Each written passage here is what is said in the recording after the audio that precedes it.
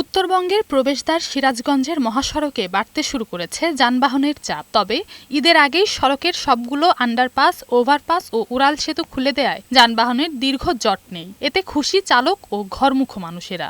এখন তো এই রোডে জ্যাম নাই, অনেক শর্ট টাইমে চলে আসছে। এরকম থাকলে অবশ্যই ঈদ আমাদের ভালো হবে। অনেক সুস্থভাবে আমরা বাড়িতে যাইতে পারতেছি। এবারে যাত্রাপথে যানজট তেমন নেই। প্রশাসন যেভাবে আসছে, যেভাবে টেকেল দিতেছে, খুব ভালো। এটা খুলে দেওয়ার কারণে হাটিকামরুল ইন্টারচেঞ্জে আর কোনো যানজটের সম্ভাবনা থাকলো না ইনশাল্লাহ।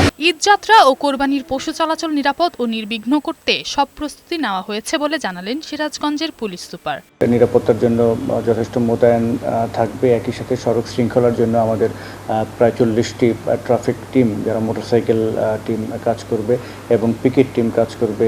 রাজধানী থেকে উত্তরাঞ্চল ও ময়মনসিংহগামী মানুষেরা ঢাকা টাঙ্গাইল ও ঢাকা ময়মনসিংহ মহাসড়ক দিয়ে চলাচল করে। এবারও এসব সড়কে ভোগান্তি পোহাতে হচ্ছে ঘরমুখো মানুষের। বিশেষ করে গাজীপুরের চান্দনা চৌরাস্তা, টঙ্গী কলেজ গেট ও বাইপাস এলাকায় সকাল থেকে গভীর রাত পর্যন্ত লেগেই থাকছে যানজট। প্রায় 5 ঘন্টা সময় লাগছে আমার। এই যে একটা ভোগান্তি, এটা আসলে আমাদের জন্য খুবই কষ্টকর। রাজধানী থেকে উত্তরবঙ্গের প্রবেশদ্বার বগুড়ায় ফিরতে শুরু করেছে মানুষ। তবে এখনও ভোগান্তি বা দীর্ঘ যানজটের খবর পাওয়া যায়নি। মূলত উত্তরবঙ্গের দুর্ভোগ কমাতে নির্মাণাধীন বগুড়া রংপুরগামী ফ্লাইওভার লেনটি খুলে দেয়ায় স্বস্তি মিলছে।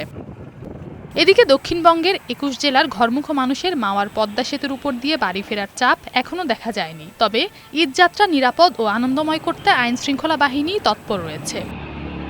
নওশীন জান্নাত, বৈশাখী সংবাদ।